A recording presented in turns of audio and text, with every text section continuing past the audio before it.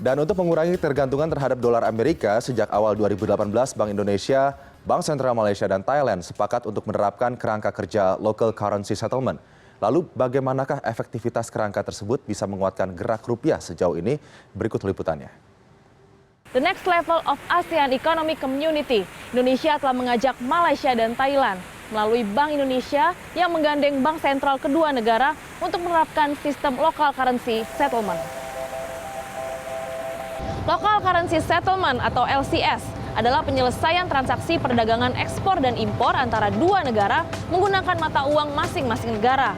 Artinya, transaksi ekspor dan impor ketiga negara yang semula selalu menggunakan mata uang dolar Amerika kini bisa langsung dikonversi dari rupiah, ringgit, ataupun baht, sehingga tidak perlu lagi membeli dolar Amerika. Hal ini diyakini dapat menekan mata uang dolar Amerika dan membuat transaksi jadi lebih efisien. Mengingat nilai rata-rata transaksi ketiga negara mencapai 1,2 triliun dolar Amerika per tahun. Hal ini setara 50% dari total nilai perdagangan di kawasan ASEAN. Setahun berjalan, perkembangan nilainya masih kecil bila dibandingkan total nilai perdagangan antar tiga negara tersebut.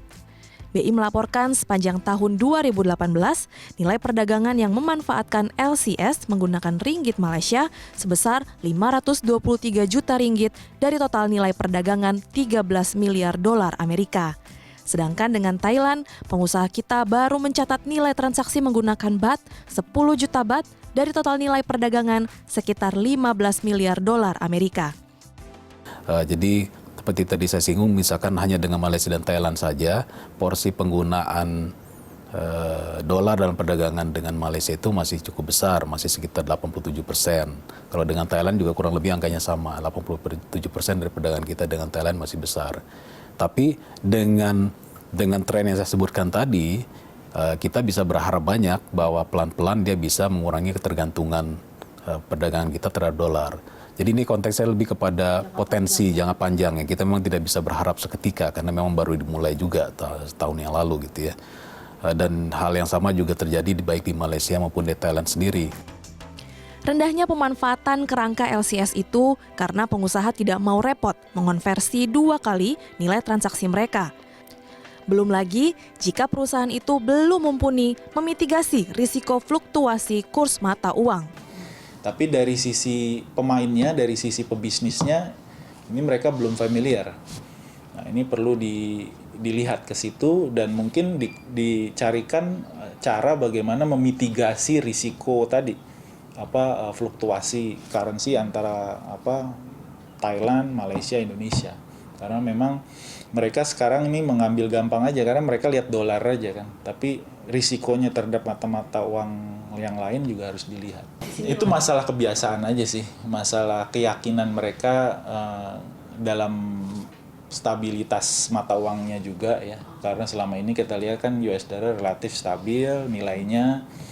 Kita tahu beberapa mata uang ASEAN, mata uangnya relatif fluktuatif ya. Jadi itu masalah stabilitas, satu masalah instrumen investasinya ya.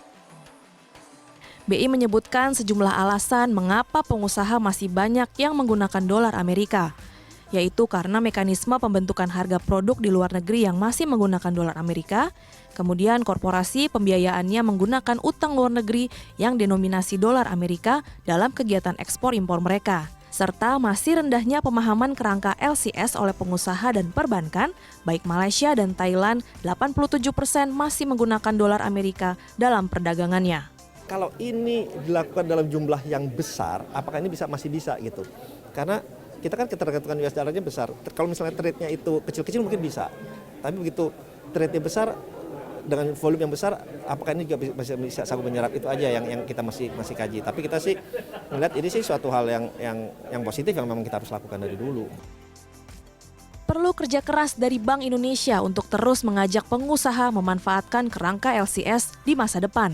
Sebab kerangka LCS tengah disusun bersama negara mitra dagang terbesar Indonesia, seperti Jepang, Korea, dan Tiongkok. Jika terwujud dan pengusaha memanfaatkan LCS ini, maka bisa membantu rupiah lebih perkasa, manakala dolar Amerika kembali menggila. Desi Aritonang, Jakarta.